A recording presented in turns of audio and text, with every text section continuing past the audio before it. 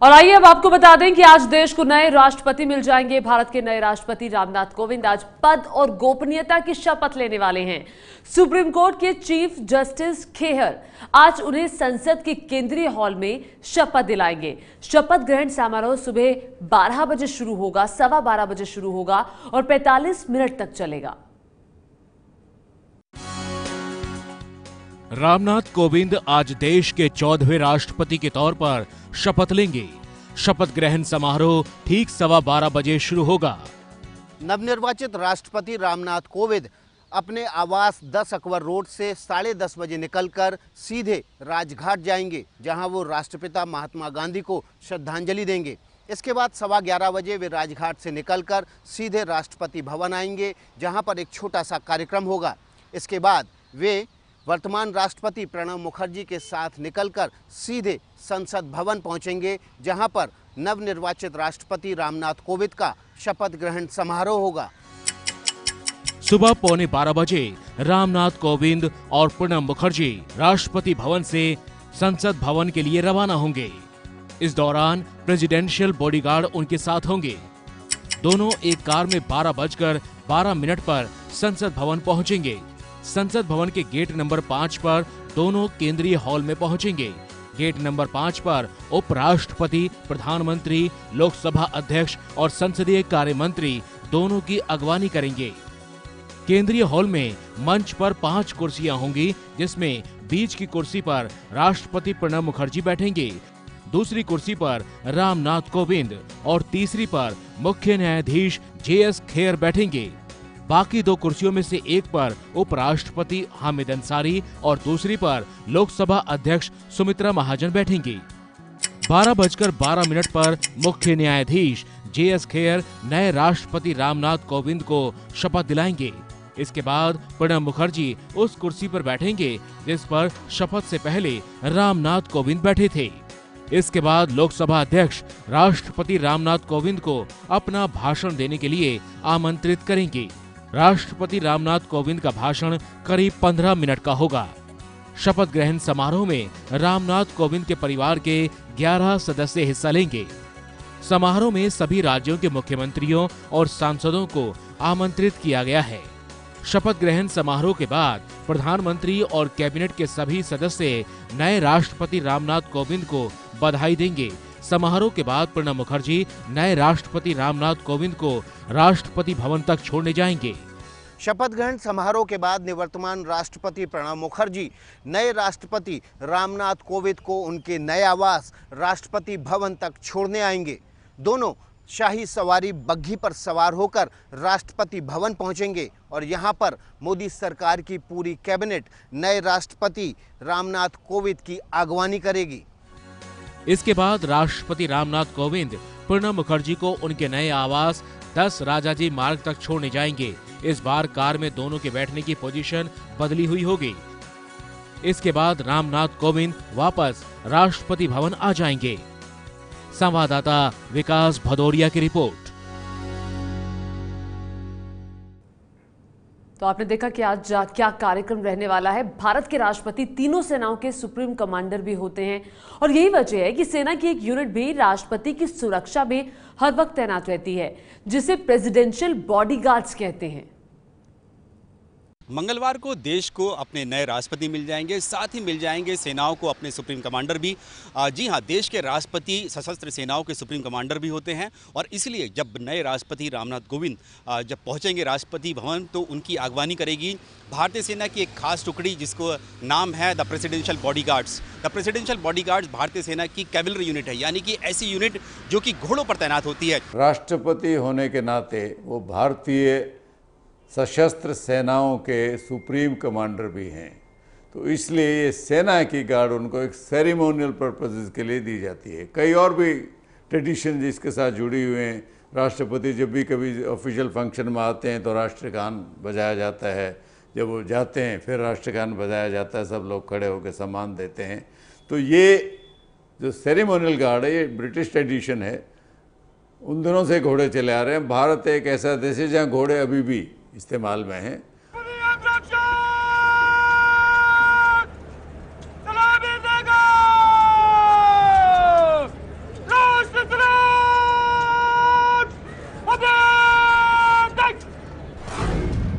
Presidential bodyguard दुनिया की एकमात्र ऐसी यूनिट है जो घोड़ों का इस्तेमाल करती है। सेना की प्रेसिडेंशियल बॉडीगार्ड यूनिट में करीब 220 सैनिक हैं। इनकी अगुवाई एक कर्नल या ब्रिगेडियर रैंक का अधिकारी करता है। प्रेसिडेंशियल बॉडीगार्ड भारतीय सेना की सबसे पुरानी यूनिट में से एक है। इसका गठन 1773 में हुआ था। तब इसे गार्ड्स ऑफ मुगल कहते थे। ब्रिटिश काल में इसे गवर्नर जनरल या वॉइसरॉय बॉडीगार्ड्स कहा जाता था। देश के आजाद होने के बाद से इसे प्रेसिडेंशियल बॉडीगार्ड कहा जाने लगा। प्रेसिडेंशियल बॉडीगार्ड के जवान युद्ध में भी बढ़ चढ़कर हिस्सा ले चुके हैं। गणतंत्र दिवस के मौके पर जब राष्ट्रपति राजपथ पर पहुंचते हैं, तब प्रेसिडेंशियल बॉडीगार्ड के जवान ही घोड़ों पर सवार होकर उनके काफिले में सबसे आगे चलते हैं। राजपथ पर मौजूद लोगों के लिए ये घुड़सवार एक खास आकर्षण होते हैं। खास बात यह है कि इस यूनिट के जो जवान हैं उनकी हाइट कम से कम, जो उनका कद है वो 6 फीट या 6 फीट से ज़्यादा होना चाहिए। साथ ही जो बेहतरीन घोड़े हैं वो इस यूनिट में होते हैं भारतीय सेना के, चाहे वो पूरे देश भर के माने जाते हैं कि सबसे अच्छे घोड़े जो हैं, अच्छी नस्ल के घोड़े जो हैं इस यूनिट में होते हैं। और इसीलिए जब राष्ट्रपति पहुंचेंगे राष्ट्रपति भवन में, तो सबसे आगे आगवानी करने के लिए होंगे द प्रेसिडेंशियल बॉडीगार्ड्स के जवान और उन पर उनके घोड़े। कैमरामैन प्रवीण दीक्षित के साथ नीरज राजपूत, एबीपी न्यूज़, दिल्ली। तीनों सेनाओं को मिल जाएंगे नए सुप्रीम कमांडर। आज राष्ट्रपति पद की शपथ लेने के बाद रामनाथ कोविंद प्रणब मुखर्जी को उनके नए आवास 10 राजाजी मार्ग छोड़ने भी जाएंगे। इसके बाद रामनाथ कोविंद राष्ट्रपति भवन में रहेंगे। आइए आपको बताते हैं कहानी राष्ट्रपति भवन की।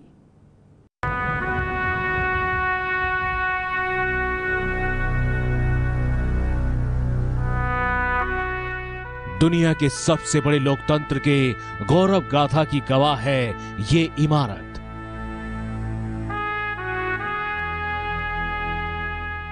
ये वो इमारत है जिसमें हमारे देश के 125 करोड़ लोगों की आन बान और शान के प्रतीक महामहिम राष्ट्रपति निवास करते हैं।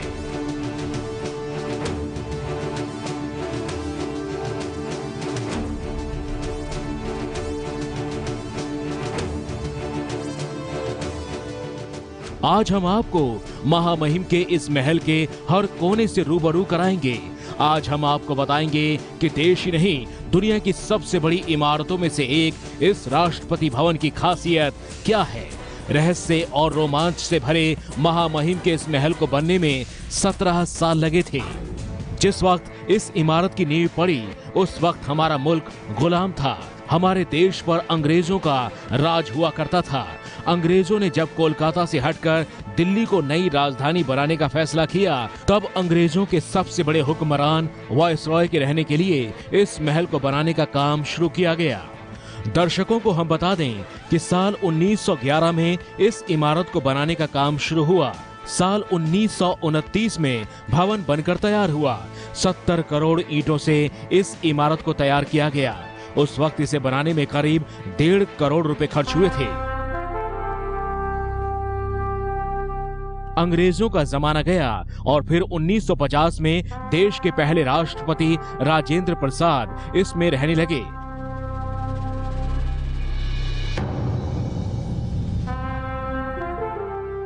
उसी के बाद से इस इमारत को राष्ट्रपति भवन कहा जाने लगा।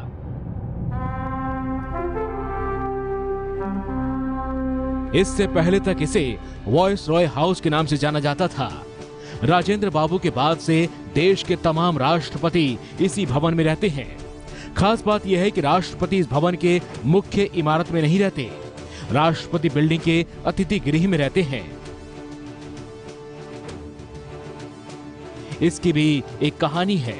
असल में प्रथम भारतीय गवर्नर जनरल सी राजगोपालचारी जब यहाँ रहने आए, तब उन्हें मुख्य शयन कक्ष पसंद नहीं आया और वो अतिथि गृह में रहने लगे। उसी परंपरा का पालन करते हुए तमाम राष्ट्रपति अतिथि गृह में ही रहना पसंद करते हैं।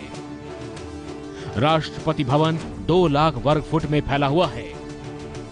इसे बनाने में लोहे का कम इस्तेमाल किया गया।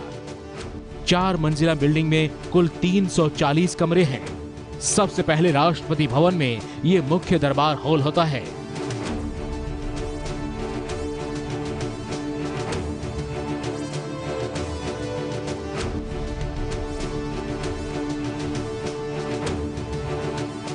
इसी दरबार हॉल में देश के कई प्रधानमंत्री शपथ ले चुके हैं। सबसे पहले प्रधानमंत्री नेहरू को यही शपथ दिलाई गई थी।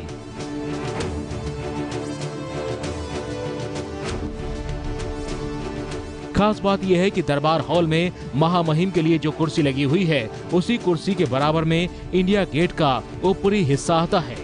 असल में राष्ट्रपति भवन रायसीना की पहाड़ियों पर बना हुआ है। उस जमाने में रायसीना जयपुर रियासत का हिस्सा हुआ करती थी